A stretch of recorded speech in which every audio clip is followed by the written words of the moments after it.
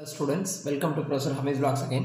இப்போ நம்ம பார்க்க போகிறது என்ன அப்படின்னு கேட்டிங்கன்னா shear force and bending moment diagrams கேட்பாங்க. ஒரு ப்ராப்ளம் கண்டிப்பாக shear force and bending moment diagramஸில் வரும். அது இந்த problem one of the important ப்ராப்ளம்ங்கிறதுனால நான் இந்த ப்ராப்ளத்தை சால்வ் பண்ணுறேன். சரிங்களா? பார்த்தீங்கன்னா ஒரு கேண்டிலிவர் பீம் கொடுத்துருக்குறாங்க. ஒரு 6 mm long carries a load of 30, 70, 40 and 60 kilonewton at a distance of 0, 0.6, 1.5, 2.4 meter respectively from the free end. பார்த்தீங்கன்னா இதில் free end இருக்கு.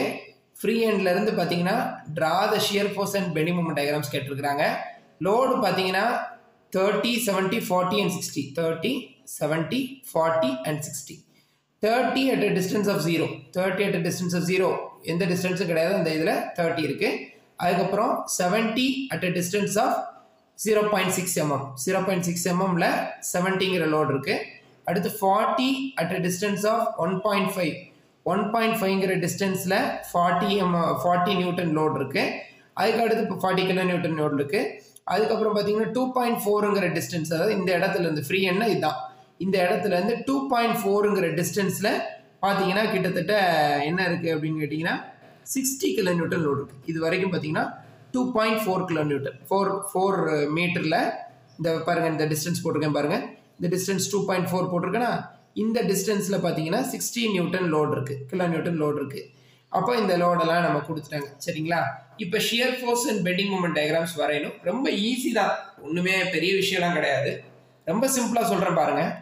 இப்போ ஷியர் ஃபோர்ஸ் வரையணும் அப்படின்னா நீங்கள் என்ன பண்ணணும் அப்படின்னு கேட்டிங்கன்னா, இந்த லோடு வருது இல்லைங்களா, இது எவ்வளவு 30 கிலோ நியூட்டன். 30 கிலோ நியூட்டன்னா நீங்கள் இங்கே ஒரு ரெஃபரன்ஸ் லைன் போட்டிருப்பீங்க, இங்கே ஒரு ரெஃபரன்ஸ் லைன் போட்டுக்கோங்க. ரெஃபரன்ஸ் லைன்லேருந்து 30 கிலோ நியூட்டன். 30 கிலோ நியூட்டன்னா இங்கேருந்து 30 பார்த்துக்கங்க, 30ல் ஒரு பாயிண்ட்டை குறிச்சிக்கோங்க.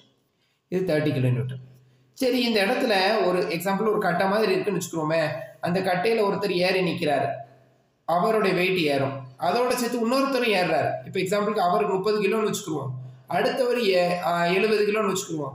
அப்போ மொத்தம் அந்த கட்டையில் எவ்வளோ இருக்குன்னு கேட்டால் எவ்வளோ சொல்லுவீங்க?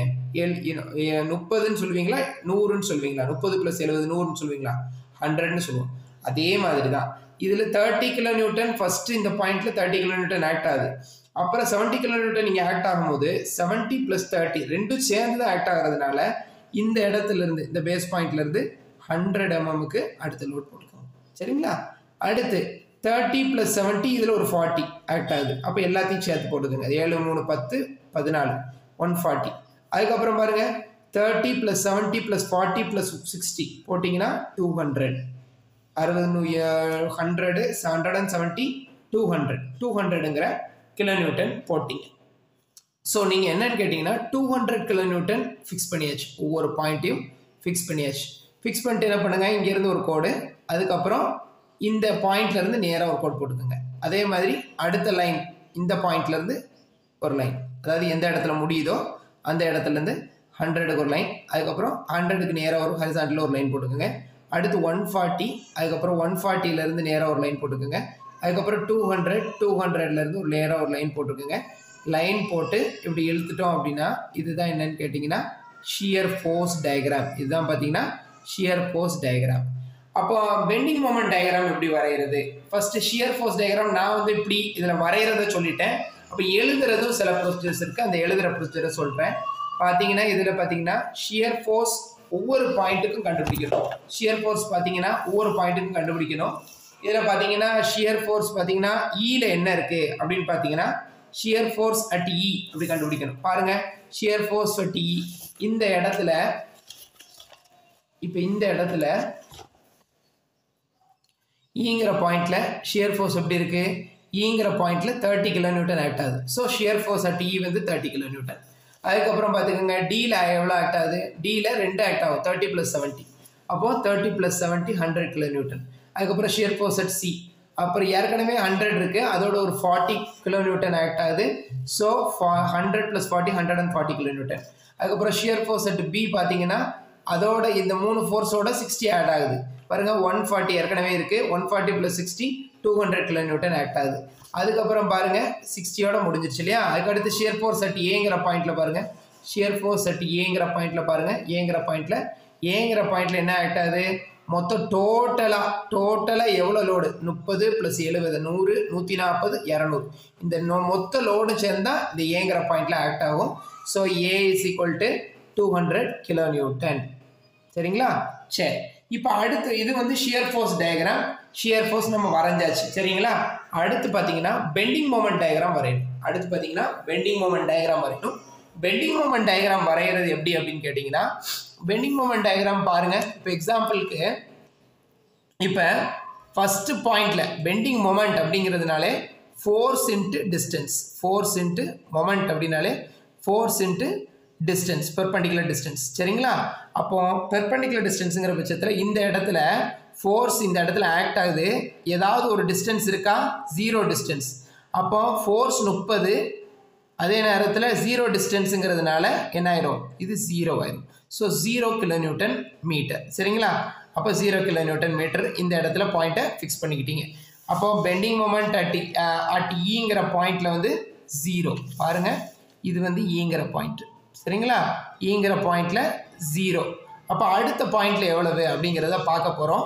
அடுத்த பாயிண்டில் பார்த்தீங்கன்னா, அடுத்த பாயிண்டில் பாருங்கள், bending moment at D. Bending moment at D. D எப்படி கால்குலேட் பண்ணுறோம் பாருங்கள். இப்போ பெண்டிங் மொமெண்ட்டை பொறுத்தளவுக்கு இப்போ நீங்கள் எக்ஸாம்பிளுக்கு ஷியர் ஃபோர்ஸில் பார்த்தீங்கன்னா, இப்போ இந்த டவுன்வர்டில் உள்ள ஃபோர்ஸ் எல்லாத்தையும் நம்ம பாசிட்டிவில் எடுத்துக்கிறோம். சரிங்களா? அதில் பிரச்சனையே கிடையாது. இருக்கிற ஃபோர்ஸை அப்படி டவுன்வர்ட்ஸில் இருக்கிற ஃபோர்ஸை ஃபுல்லாத்தையும் பாசிட்டிவ்னு எடுத்துக்கிறணும். இங்கே பாருங்கள், ஷியர் ஃபோர்ஸை பொறுத்தளவுக்கு நான் சொல்கிறேன் ஷியர் ஃபோர்ஸ். பெண்டிங் மொமெண்ட்டை பொறுத்தளவுக்கு பெண்டிங் மொமெண்ட்டை பொறுத்தளவுக்கு நீங்கள் எப்படி எடுத்துக்கிறணும் அப்படின்னு கேட்டிங்கன்னா, இந்த டவுன்வர்டாக ஃபோர்ஸ் இருக்குல்ல, நான் சொல்கிற மாதிரி பார்த்துக்கோங்க.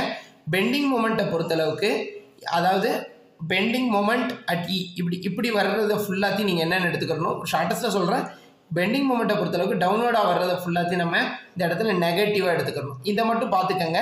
அடுத்து டீட்டெயில்டாக இன்னும் சில வீடியோவில் நான் ஏன் அப்படி எடுக்கணும், அது காரணம் என்னன்றதை எக்ஸ்பிளைன் பண்ணுறேன். இப்போ வரைக்கு டவுன்வர்டாக போகிற ஃபோர்ஸை வந்து நம்ம எப்படின்னு எடுத்துக்கிறோம்? நெகட்டிவ். அப்போ டுவர்ட்ஸ் கீழே negative direction. So -30 × 0. So 0. So -30. அப்போ இந்த பாயிண்டில் -30 × 0 0. ஸோ அடுத்து பார்த்தீங்கன்னா பெண்டிங் மொமெண்ட் அட் டி. இந்த பாயிண்டில் பெண்டிங் மொமெண்ட் எப்படி ஆக்ட் ஆகுது அப்படின்றத பார்க்குறோம். பெண்டிங் மொமெண்ட் இந்த இடத்துல ஆக்ட் ஆகணும் அப்படின்னா அதுக்கு முன்னாடி என்ன ஃபோர்ஸ் இருக்குன்னு பார்க்கணும். இந்த இடத்துல டிங்கிற பாயிண்ட்டுக்கு அந்த இடத்துல இல்லை, அதுக்கு முன்னாடி என்ன ஃபோர்ஸ் இருக்குன்னு பார்க்கணும். ஸோ இந்த 30 kN ஃபோர்ஸ் இருக்குது. இந்த ஃபோர்ஸு இன்ட்டு பெர்பெண்டிகுலர் டிஸ்டன்ஸ், இந்த ஃபோர்ஸுக்கு பெர்பெண்டிகுலர் டிஸ்டன்ஸ் டி வரைக்கும். ஸோ 30 × 0.6. ஏற்கனவே நான் சொன்னேன் மைனஸ் போடணும்னு சொன்னேன் டவுன்வர்ட் டைரக்ஷனில். ஸோ -30 × 0.6 போடணும்.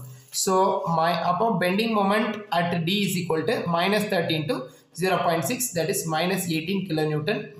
சரிங்களா? சரி, அப்போ அதையும் நம்ம என்ன பண்ணுறோம்? அப்போ பெண்டிங் மொமெண்ட் அட் டிங்கிறதுக்கு -18 0 கீழேயே எடுக்கிறோம். -18 kN/m நம்ம குறிச்சிட்டோம். சரிங்களா? சரி, அதே மாதிரி எல்லா இடத்துலையும் குறிக்கணும். நான் குறிக்கிறத லாஸ்ட் சொல்லித்தரேன் உங்களுக்கு. அடுத்து பார்த்தீங்கன்னா பெண்டிங் மொமெண்ட் அட் சிங்கிற பாயிண்ட்டுக்கு பெண்டிங் மொமெண்ட் கால்குலேட் பண்ணுறோம். ஒன்றும் கிடையாது, இந்த சிங்கிற பாயிண்ட் ஐடென்டிஃபை பண்ணிட்டீங்கன்னு நினைக்கிறேன். சிங்கிற பாயிண்ட், அதாவது ஒரு பாயிண்ட்டை நீங்கள் ஃபிக்ஸ் பண்ணி கண்டுபிடிக்கும் போது அந்த இடத்துல உள்ள லோடை நீங்கள் எடுக்கக்கூடாது, அதுக்கு முன்னாடி உள்ள லோடை மட்டும்தான் நீங்கள் எடுக்கணும். இந்த பாயிண்ட்னா இந்த லோடை நீங்கள் எடுக்கக்கூடாது, 40 kN எடுக்கக்கூடாது. இந்த லோடுக்கு முன்னாடி 1 2 இந்த 2 லோடுனால ஏற்படக்கூடிய இம்பேக்டை மட்டும்தான் எடுக்கணும். ஸோ நீங்கள் எப்படி எடுக்கணும் அப்படின்னு கேட்டிங்கன்னா, ஸோ -30 சரிங்களா? -30 இந்த பாயிண்ட் வரைக்கும் எடுக்கணும். ஸோ -30 இந்த பாயிண்ட் வரைக்கும் டிஸ்டன்ஸ் பார்த்தீங்கன்னா உங்களுக்கு வந்து அரவுண்ட் 1.5 மீட்டர் டிஸ்டன்ஸ் இருக்குது. அதாவது இந்த பாயிண்ட் வரைக்கும் இந்த லோட்னால 1.5 மீட்டர் டிஸ்டன்ஸ் இருக்குது. ஸோ -30 × 1.5 போடுவீங்க. ஸோ -30 × 1.5 போடுவீங்களா? சரி, வெரி குட். ஸோ -30, ஸோ பாருங்கள் -30 × 1.5 போட்டிங்க, ரைட்டுங்களா? ஸோ அதுக்கப்புறம் பாருங்கள், ஸோ -70 கீழே வந்து -70 போட்டிங்க, கீழ் நோக்கி வருது, அதனால் -70. இந்த -70ங்கிற பாயிண்ட்லேருந்து இந்த சி பாயிண்ட்டுக்குள்ள டிஸ்டன்ஸ் பாருங்கள்.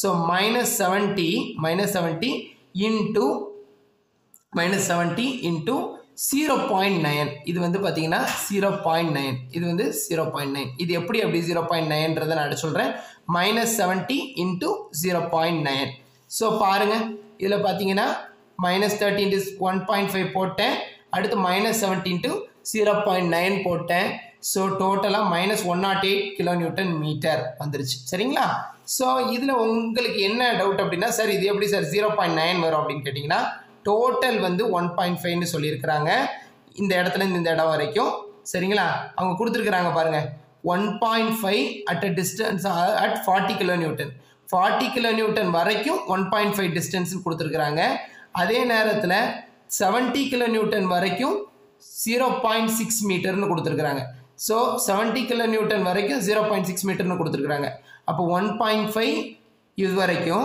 0.6 இது வரைக்கும் அப்போ இதுக்கு இடையில டிஸ்டன்ஸை கண்டுபிடிச்சிடலாம்ல 0.6 இது 0.9 ஆட் பண்ணோம்னா டோட்டல் எவ்வளவு 1.5 அதாவது டோட்டல் 1.5 இதில் 0.6 கழிச்சிட்டோம் அப்படின்னா 0.9 நமக்கு கிடைக்கும் ஸோ அதை வச்சு தான் நான் என்ன பண்ணேன் -30 into 1.5ன்னு போட்டேன் இந்த பாயிண்ட் வரைக்கும் -70 into 0.9ன்னு போட்டேன் சரிங்களா -70 into 0.9ன்னு போட்டேன் ஃபைனலாக உங்களுக்கு கிடைச்சது என்ன அப்படின்னு கேட்டிங்கன்னா -108 கிலோநியூட்டன் மீட்டர் கிடச்சிச்சு சரிங்களா